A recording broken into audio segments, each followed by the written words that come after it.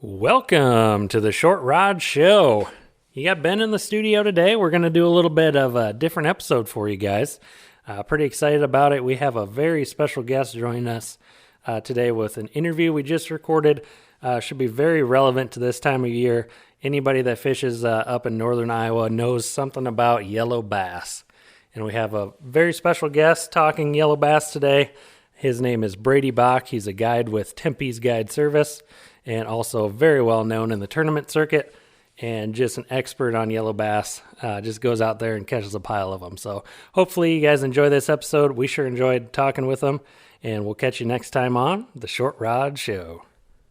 Hey, welcome everybody. Today we have a very special guest with us in the studio. On the phone with us is Brady Bock. So if you guys are around in the northern region of Iowa, you've heard his name. Yeah, he's put the hammer on you. I would venture to say Brady is the foremost expert on yellow bass fishing. What do you think? What do you think of that, Brady? I appreciate it. But yeah, I got out of Clear Lake. I've been targeting yellows my whole life. It's actually what got me into ice fishing. First time I ever ice fished was that first yellow bass bonanza like 7 years ago. And oh, nice. we weighed in one fish then, and come a long way since then. Sweet. So we'll get into that here in a little bit. I'm glad to hear that you've fished that the entire time. That's pretty because cool. That tournament has definitely changed from those initial years to where it is now. Correct. So yeah, we can definitely touch on that some here later on. But yeah, just give us a little rundown of who Brady is and kind of what do you get out? How's your ice fishing season been this year? That sort of deal. It's been a phenomenal ice season in regards to having a good local bite and guide season. Unfortunately, with COVID, a lot of our tournaments have already canceled, and tournament season hasn't been all that active, but we've managed to fish two of them so far. We got seventh at the NIFC event at Bogie, and then third at Prairie Rose, which was 2 days ago. So, oh, nice. Cool. Managed to get a few tournaments in. Yeah, there you go. But yeah, go tell me a little bit about that Prairie Rose, because I had looked at that, and obviously, with that, and I got a little thing going on with my eye with some fish slime, so I didn't make it out. Story. But how'd that tournament go? That was pretty good. Phenomenal fish size in that lake. Awesome bluegills, awesome crappies. We ended up weighing 11.97 for 7 crappies and 7 gills. We unfortunately did not get into any sunfish, though. Dang. There was like a separate.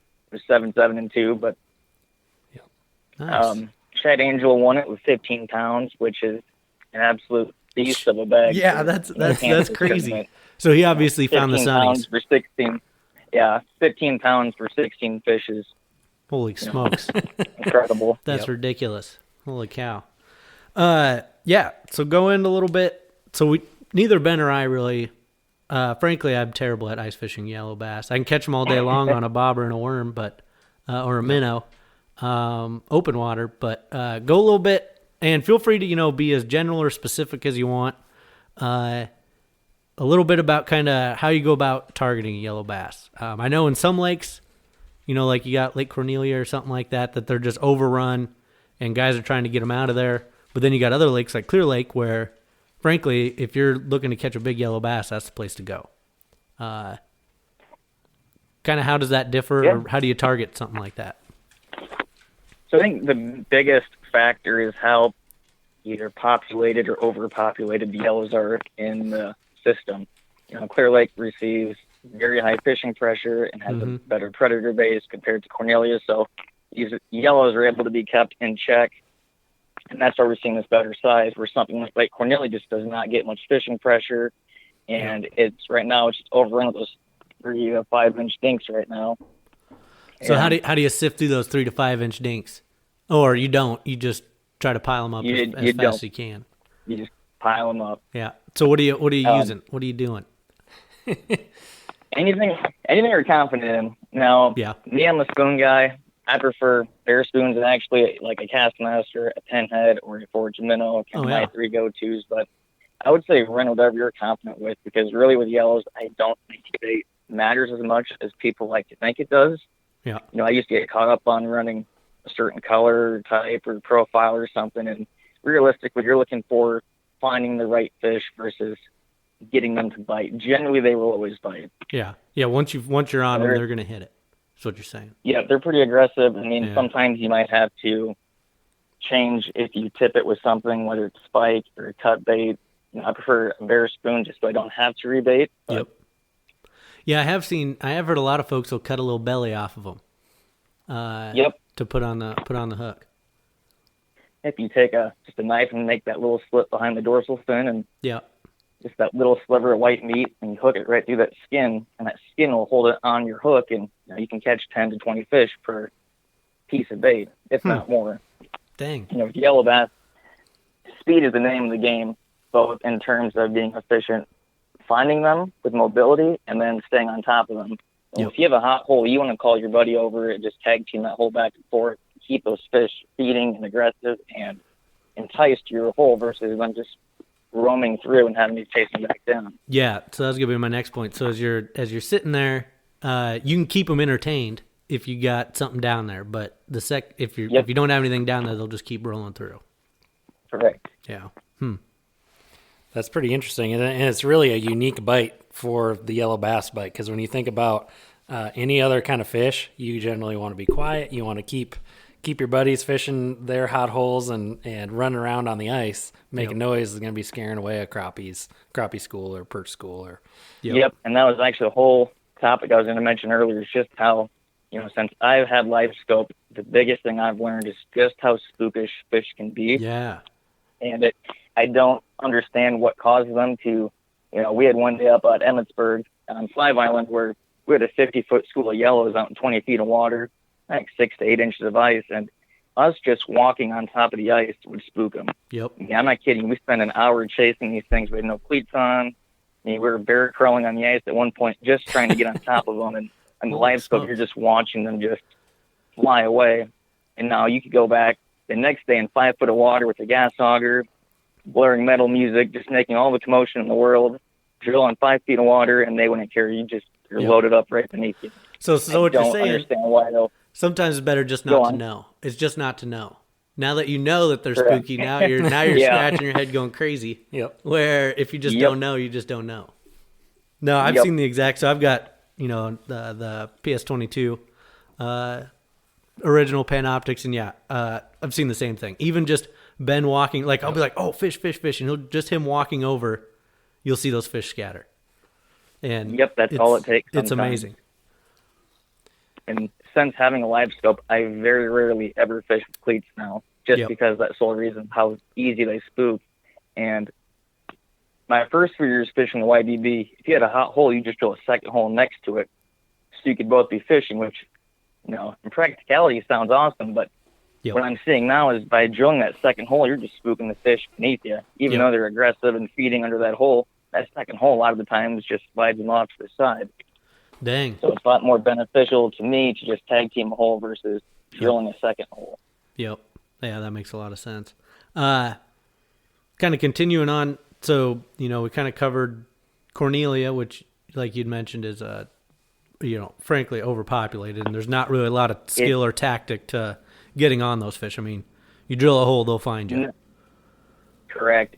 You can go most places in Cornelia and drill a hole and be on yellows, especially if you fish anywhere on that north end, where that deep hole. Yep. There's one lone deep hole in the north end, and that's where 99% of all the fishing is going on. Yep. There's a little bit of strategy to get some of those yellows in that maybe 7 to 8 inch range. There's not as many of them, not nearly as many of them, but you can fish in shallower water or just, if you're catching 3 to 5 inch yellows consistent, let's say 5 or 10 in a row, I'll bump 20 yards one way and catch another bunch of fish and see if any of them are bigger. Oh, yeah. I tend to see they kind of school by size a little bit. Yeah. And I think it was 2 years, last season, when Chad Angel fished that tournament against us, he beat us by a whopping amount of weight because he was able to find those bigger schools of fish. So it can definitely be done with some hard work. So they do school. That was going to be my next question. Yeah, was... Yeah, a little yellow bass behavior. And Brady, I was interested too, for those of our listeners that aren't sure what yellow bass are. Can you explain what yellow bass are, what they're all about, just what makes them fun to catch, what's kind of unique about them?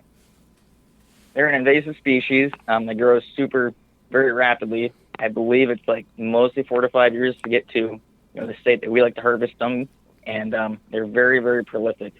And to most lakes, they're pretty damaging because of the fact they're so prolific. They just take over the whole lake. Mm-hmm. And right now we're seeing them pop up all across Iowa and southern Minnesota, just from people kind of self-stocking them themselves. And eventually these fish are breeding and getting out of control, like what we're seeing at Cornelia. Man, self-stocking a yellow bass just seems ridiculous to me, but Yes. Yeah, you And don't know what so you're many doing. lakes now in Iowa where yep. they're not completely taken over yet, but lakes like Big Woods and Blackhawk County, or lakes like Elm Lake, kind of back at Belmont, which is where I'm from. Yep. So I've noticed It's just popping up. I've noticed a lot of like these big mass, take all the fish out type tournaments are coming up, and you fish quite a bit of those. So what do you think of those? Yep. Are those I do those love make a them. I dent think that- to them? Yes, I would 100% agree, because a lot of guys think that, well, let's say 2,000 fish are taken from a tournament. Some skeptics might say 2,000 fish won't change much. Yep. Correct, but what you don't see is the numbers of fish harvested pre-fishing and the amount of returning anglers to that lake. Yep. And Lake Cornelia is a great example, because I live 10 minutes from Lake Cornelia, and growing up on it, you might see 10 guys ice fishing that for yellows. Growing up, no one ever touched that lake. And since Randy has hosted that tournament and brought attention to that lake, now you're seeing 25 to maybe even 50 people on any given Saturday or Sunday out there fishing, which is awesome to see, because of all those yellows taken out, and now we're seeing that size is just kind of starting to creep back up. Yep. Yeah, it wasn't that long ago. I mean, no one had ever even heard of Cornelia, and that's kind of a little bit of the power, your social media that we talked about last episode, Ben, was now, like you say, now you see a handful of people out there start picking off a few and making a big difference out there. Yeah, and I mean, you just see piles of fish coming out of these tournaments. Yeah. And the amount harvested, like you said, it might be 2,000, it might be 10,000, right? But that makes a huge difference overall, and especially when you're doing it year over year. Yep. And I think that's what's really cool about using a tournament as a fish management tool, to where you can tailor that tournament based on the fishing conditions on that lake for that given year. Yep. So no, that's changed too with Clear Lake and the yellow bass bonanza and that kind of setup. Yeah, before we jump into that quick, because I think that's going to be a whole topic there. Because I want to touch a little bit on how you find them when they're not prolific like that also. But while we're still on this big mass thing, and those tournaments are starting to pop up, and you're well versed in those types of tournaments. For a guy that's listening, hasn't done them before, what would be a tip for him getting out there to try to participate in something like one of those yellow bass tournaments like that? Well, first off, have fun. I think that's the most important thing. But for guys that want to go out there and do well, I think the big thing is find quality fish. This was a mistake we made in the past, where we thought we could get more numbers versus size, and we could not have been more wrong about that. Look for the bigger fish, because catching one 7-inch yellow will outweigh, let's say, 3 or 4 of those little dinky yellows. Oh yeah, mm-hmm. Man, that's a good tip. Yeah, wow. Time consuming to find those and catch lesser of those compared to just constantly dropping down 20 feet, catching a 3-inch yellow that weighs next to nothing, a potato chip, and then reeling it in, unhooking, and repeating that process. Yeah. See, that's what I really thought you were going to say, was just fish as fast as you can and catch as many small ones as you could. But no, that makes a lot of sense. That was my philosophy growing up. That's what I always did. I ran like a snare spoon or like the shucks jiggers, something heavy to get down there. That was kind of my mentality. And, it turns out I was wrong. And kind of how you learn and progress, I guess. Interesting. Yep. Continue with the YBB now, Ben. Sorry. So Brady, you mentioned you started fishing, yellow bass style tournaments like 7 years ago. Just talk us through your progression in your fishing career, because you're not an old person by any means, right? You're on the younger end. You're younger than we are, but talk through your career so far, because that's pretty impressive to me. The amount of scope and your success fishing basically that you've had. I'll start from day one. I actually got started fishing all in all from Kevin Paul like 7.5 years ago. It was the summer before that first YBB. Dad took me out on a guided trip for yellows for my birthday, and we caught like 280 of them. And I've been hooked on yellows ever since. And that was back when they were small. Correct, yes. 8 inches back then was pretty good. And Yep. those first 2 YBBs, the first YBB was the first time I ever ice fished, and we borrowed a hand auger, had the old Walmart $10 blue combo, and Oh, yeah. no electronics whatsoever. You drilled 2 holes, you sat there, and I was fortunate. I actually won 2 raffles that first year and won 2 shacks, an auger, and a sled, so I had a nice little base of gear Dang it. off that tournament. And the following year, I got a flasher, and these next kind of 2 to 3 years were kind of my main learning years. Yep. Me getting into ice fishing, learning, getting the gear, which, as a kid in high school at the time, that was the big thing, is getting that gear. Yep. So really getting the gear and then starting to figure out what you're doing out there, sort of deal. Yep. That, and kind of touching base on what you guys talked about last week. When I was learning, I spent a lot of time on groups like Ice Shanty and Yep. In-Depth Outdoors, reading all these forums. The Clear Lake thread on Ice Shanty that's like 150 pages long. That thing helped me more than anything at the time. Oh, yeah. Yeah. Well, yeah, guys aren't afraid. If you sift through it enough, guys aren't afraid to give you some gems in there. But you Yep. really got to sift through some shit to get to yeah. it. But Yeah. It's not all good. But yeah, there's a big wealth of knowledge in those forums. And even going back, if you were to look at posts from 10 years ago, there's some relevant information in value. there. And fishing's cyclical too, so that can come back around and help you. It's pretty cool. So what are you doing now, Brady? What can we find you doing throughout the winter season up in northern Iowa? Well, right now, I'm actually in college on Mondays, Tuesdays, and then some Wednesdays, depending on what my weekly schedule consists of. And either Tuesday night or Wednesday night, I'll drive back home and either do guide trips from Thursday, Friday, Saturday, Sunday, or I'll be out hopefully pre-fishing and competing in the tournament. you're welcome to plug your guide trip deal here if you'd like. Oh, yeah. Yeah, talk about Yes. that. That's pretty cool. Oh, sweet. Yep. So I'm guiding through Tempe's Guide Service, and we've been on a pretty good bite lately so far this winter. Nice. Crappies, catfish. Crappies, catfish, yellow has kind of been the main 3 species we've been targeting. But So you're the one keeping Alex on the fish, or is he just kind of pointing you in the direction? a little vice versa there. We took it's a little bit of that. So what was that? This past spring, he had posted on Facebook or something. He had an opening this weekend. It had to have been like March, April, sometime like COVID first started. And I'm like, damn it, I'm tired of sitting here at my desk. So I called my buddy Sean, and I was like, hey, he's got half off, $200, 4-hour trip. Let's just go. It ended up being his dad picked us up in Clear lake. I don't remember what his dad's name is now. In like a 1989 Lund. And we're like, all right, here we're getting into it now. Didn't catch shit the whole time, but it was still a good time. His dad was a good time to be out on the boat with. Took us back in the, back in the docks back there and picked off fish amongst the docks and stuff. But yeah, it was a good time. But just one other thing to touch base on, go back a little bit. When we were talking about how we're seeing these big tournaments, how it's affecting the size of the fish in the Cornelia and Clear Lake. Yeah. One thing that's kind of been cool to witness growing up firsthand is the 5-Island Lake in Emmitsburg. I didn't get to fish it the first couple years, but my partner Shaylin did. And, that was kind of like what Cornelia is right now. It was all those 3 to 5 inch dinks. Nobody liked to fish it because it was so dinky, but they held that tournament, to increase pressure. And now I honestly think that 5-Island is a better yellow fishery than Clear Lake is right now. I mean, you really didn't have to give that away, but I do appreciate it. Well, it could use the pressure. There you go. There you go. Yeah, It's that's an the thing. invasive species. Go after them. That's the interesting thing about yellow bass is, you like you say, it could use the pressure to keep that balance in check as well. So you're not nearly as coveted about keeping those lakes under Correct. wraps. And, as much as I would love to help guys out, with a crappie bite or a catfish bite, lakes just cannot sustain that kind of pressure. That's the bite you're not giving away.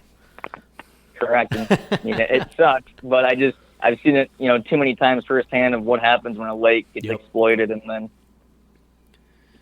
Yep, that's come up a couple times there. We've chatted about that. That's more to come on that, but Yeah, that's definitely something where in the age that we live in now, especially local lakes, it's really easy to blow Yep. something up, and Yep. people, may have good intentions or they don't think about it or whatever. Yep. And all of a sudden you got people from out of state coming in and, just everybody and their brother trying to fish one spot on one lake and for one fish. Yep. So, Correct. And I mean, between how small lakes ours generally are in northern Iowa, in combination of the age of social media and LiveScope and these new electronics, better gear, I just don't think these fish populations, for the most part, can keep up with our technology right now. Definitely. Yeah. So that kind of fed nicely into my next thing I wanted to talk about a little bit. So you mentioned like Five Island, mentioned like Clear Lake. So these are lakes that have, I would, for all intents and purposes, have their yellow bass populations in check, I guess, where they're actually starting to grow and you can get some decent size to them. Where do you start looking in structure? Like where lake-wise, what am I looking for to find a yellow bass? Or is there anything? Is it just kind of a random deal? So I had a whole paragraph in my Word doc here typed up all about that. And, Sweet. Back in the Clear Lake heyday, 7 to 9 feet of water on sand for Clear Lake, or maybe a little deeper, like 9 to 11 foot out in the mud basin is kind of the typical places you'd see them hang. Yeah. And that lake has changed so much the last 5 years and continues to change so much that we're really not seeing a consistent pattern for yellows. We're seeing yellows out there anywhere from 24 feet deep in the dredge cuts to 3 feet up on the weed line. Jeez. I think a combination of these low yellow numbers to start, on top of the growing vegetation and the perch numbers, are the main factors contributing to this. And the yellows we are seeing out there, and especially on LiveScope, we're not seeing these 50-foot schools of, say, 7 to 8 inch yellows that aren't quite at the top of the food chain yet. We're seeing pods of maybe dozens of yellows, dozens being generous, probably closer to 15 to 25 yellows, just in a tight pod. But when you catch them, they're 9 to maybe 11 inches, 12 if you're lucky. But I think these yellows are going from being in the middle of the pack to now being, I want to say, an apex predator, but being higher up on that food chain. Yep. And they're roaming these tighter, smaller ponds now. So when you're catching that, when you're seeing them in those smaller pods, are they really roaming a lot, or are they kind of holding tight into a small area? Oh, it kind of depends on what it's on. Typically, if it's like a break line or a kind of a structureless basin, they're roaming. But if it's a weed line or maybe a divot, an inside turn, or if there's something that's keeping them there, they'll typically hold there. Yeah. As far as, if I were to send someone to go look for yellows on Clear Lake right now, my best advice would be mobility right now. I mean, I know guys are catching them in all kind of sections of the lakes and different depths, different areas, and there just isn't really a consistent pattern that they're following right now to kind of go after. Be ready to look anywhere, is what you're saying. Yep. Yeah. And that was going to bring me into last year YBB. The area that we actually fished tournament hours last year, I would have never guessed in a million years had yellows. I found it earlier in the week. I was just trying to kill time. There was no reason the fish should have been there. I'm just thinking, let's just try this dead water, crest off the map. Went up there, dropped the LiveScope, and boom. Sure enough, there's a 40-foot school of, I thought they were white bass for a minute. The marks were so big, and dropped down 10-inch yellow, and I had a pretty good smile on my face. Dang. Cool. Yeah, that's what I'm talking about.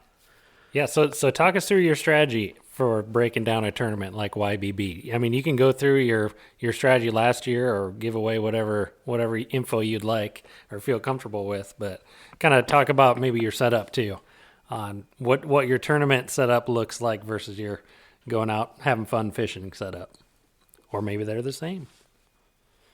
Tournament fishing, generally, it's just you're trying to eliminate as much water as possible and gather information. You're looking for, what kind of general depth or structure or contour, whatever those fish are on, that's what you're looking for. And you're looking for areas they're not on. So normally that first day, my goal is to hit as many different kind of types of structure, contour, depths, what have you, and figure out what they want, what they're on. Yep. And then go back the next day and hit every single area that kind of mimics that. and then look for nearby structure to where you just found them. Look for an area where they might push out to. If they're not there on game day, where could they be? Where are they going to move to? Because they likely haven't gone far. Is that what you're thinking? Correct, yes. Generally, they don't go far. I mean, we've had days we can't find them on game day, but a lot of times you have fish you saw them pre-fishing. They just split off to one side or the other, and they went to the inside turn or just farther down that break line. Nice. Cool. Awesome. Talk a little bit about your gear setup. Because as far as when Brett and I met you at the Iowa State tournament, you were fishing some pretty cool rods out there on Clear Lake. Yeah, I think you were fishing a lot of snares and running a sweet snowmobile, the whole setup. Yeah, and a 1989 blue snowmobile, if I remember right. Oh yeah, yep. We'll hopefully have a new sled this weekend. We're in the process of getting another sled by YBB, but gear-wise, rods. For yellows, my favorite rod is a 32-inch bullwhip. But again, it comes down to what you're confident with. Yeah. The iconic Maglite 32-inch is another great one. The Plan Meat Stick Great Yellow rod. I'm looking for a medium light rod that has that quick little tip that transitions quickly into a backbone. Yep. With that being said, that's my preference. And I know Adam Trebon, who got second in the YBB last year, that guy's a yellow bass catching machine, and he runs a walleye rod for his yellows. And that works for him. It's what he likes. And so that just gives him a little more. Whatever you're most. That's got more stiffness on the tip. Is that what you're talking? Correct. Yeah. Correct. Cool. But rod-wise, that's what I do. I like to run a 3-pound fluoro for my yellows, just so it has a little more. I can kind of horse them a little more and not have to worry about them breaking off. Mm-hmm. And then, like I said, generally I'm running a bare spoon. I feel like if you wiggle it the right way, you don't need any bait at all, and then you're not worrying about having to rebait. That's a pro tip. It doesn't happen much, but it has happened a few times where tipping your spoon with the wrong bait will not work. Mm-hmm. And an example of this was 2 YBBs ago. My dad was absolutely kicking my butt, just one after another, and I could not buy a bite to save my life. And we had the same spoon, the same spot, same school of fish. And finally I figure out he's running white spikes and I'm running mixed. So I have white and red on. Oh. I thought it was the dumbest thing in the world. I thought there was no way that's going to matter. I took my red spikes off my hook, dropped down, and sure enough, I'm just whacking them. Boom. I will never in a million years understand why a red spike deterred them that much, but for whatever reason that day, it was all the difference makers. So would they come and look and not bite, yep, or would they just look and turn off? Yep, they come, they chase it all the way up. Yep. Just when you think they'd smoke it, you just see that line slowly going back down. That's the most frustrating part. Yep. And from then on, and then I found out that the guys that won it, Eric Meyer and his wife, they were running Bear Castmasters. Dang. And so, and that's actually what I ran last year when I won it, was a Bear Castmaster. Not that I think it couldn't have been one of any other bait, but just that confidence running a bear spoon is what I prefer. So do you run bear spoons often for other species, or is that kind of a unique deal? Crappies too. Yeah. I just kind of started to get into crappies this year. I know Matt Johnson from Clam, that's kind of been his thing, is running that bear pinhead minnow. Yeah. And, I was pretty hesitant to try it, and it could work. And sure enough, I'm finding myself having better success some days with the bear spoon versus tipping it. Really? Man. See, that's where I think, in ice fishing tactics, it's always the new thing, right? The new thing might be taking a couple steps back and saying, okay, let's remove something now. Okay, fish are kind of used to seeing, spoons tipped with waxies or spikes, and let's take that away and see what it does. Man, I'd have a hard time doing that. That's cool.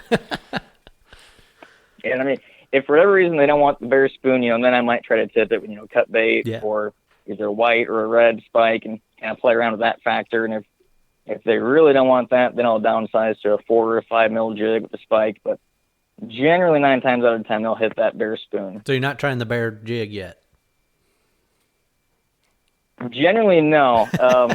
Growing up, there was one jig I had in my box. I think this was just dumb luck. I ran that thing a whole day bare, and I whacked the yellows, and I swore up and down by this jig. It was a Fire Tiger 4 mil Kender's jig. And I think the fish were just stupidly aggressive one day, and that's the only reason they hit it. Yep. And I never got him to go again on that jig. I tried it and never got it to work. But there was one day where I whacked him on a bare jig and was beyond proud of it. But again, I think it was just super, super aggressive fish one day. Yep. Nice. Dang. Well, yeah, at least with that, you can't feel like, well, I didn't have that day, or I forgot this, or I didn't have the right bait. I'm like, well, Correct. Shit, you're not putting any bait on there now. Can't mess that up. That's pretty cool. Another question I had for you, Brady. So what kind of things would you recommend for a new angler getting into yellow bass fishing? Someone that maybe has never been. Where should they start? What should they start looking for? What should they be doing to go after yellows? For yellow specific, I would focus on getting a quality ice suit and a quality auger. Because with yellows, the name of the game is mobility. Yep. You can shack fish yellows and catch some fish, but realistically, if you want to maximize your catch rate, you have to be out running and gunning, out in the elements, no shack, with a reliable auger that you can go and just drill all day with.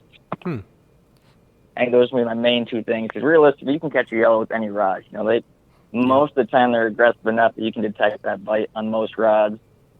I would not worry too much about getting a rod or certain baits or anything. I'd be focusing on being able to keep up with the fish and stay on the fish. A flasher obviously is very important. LiveScope helps a lot, but it's a big chunk of change right there. Yep. So how long have you been running LiveScope, or did you start with Panoptics and switch to LiveScope, or what was that experience like for you? I started running LiveScope last season. The season before it, we tried a PS22 actually on Don Williams, where we saw you guys, and there's so much shad in that lake that we could not tell the difference between crappies and shad. This was also, the first time we ever used it, so we didn't know how to read it the best either, utilize it to its full potential. Yep. But we were actually turned off the Panoptics the first season, did not think it was worth it. And after competing against a couple teams that had LiveScope and could actually read their guys that were fine-tuned with the PS22, we knew we needed it to compete in the league we wanted to fish in. Tried it last year, and it's been a game changer. Yeah, since you've had experience with both the PS22 and the LiveScope, what would be your biggest differences? Is it just clarity, or what do you see in there? For me personally, I would say clarity and being able to judge fish size and fish species. It's pretty hard to tell the difference between a bluegill and a crappie. Oh, definitely. Some guys have fine-tuned it and are way up past my pay grade. They might know a little better than I do. But for me, I can judge the size of a yellow bass if it's a dink or if it's a wagger on a LiveScope. I can tell if it's a school of little perch or a tight pot of yellows with a LiveScope. Dang. So when that difference between, when that's your business, you're tournament fishing or whatever, you're specifically targeting a species. But for someone that's just going out fun fishing or whatever, maybe not necessarily targeting a specific species, it's not quite as big of a deal, probably. Correct. Yeah.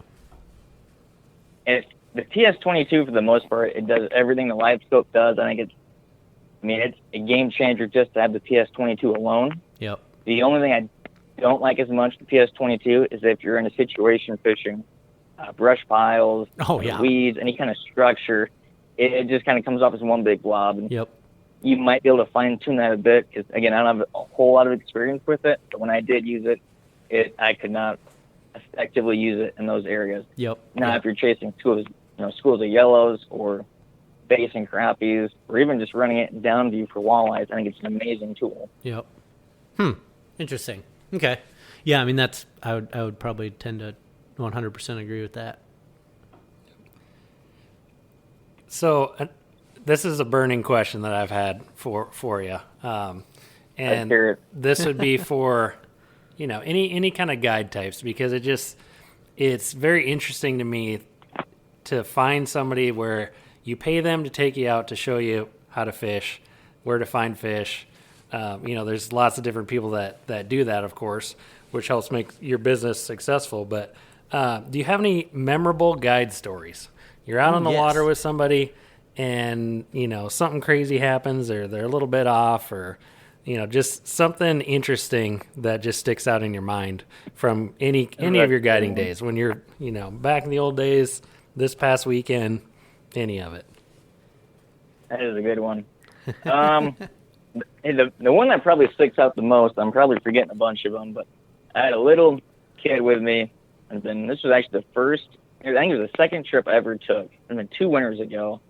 We were out chasing yellows up at Five Island, and the kid, as a kid, he wasn't the best at fishing. Obviously, he's a kid. I was helping him out a lot, and he ended up hooking into like a 22-inch walleye.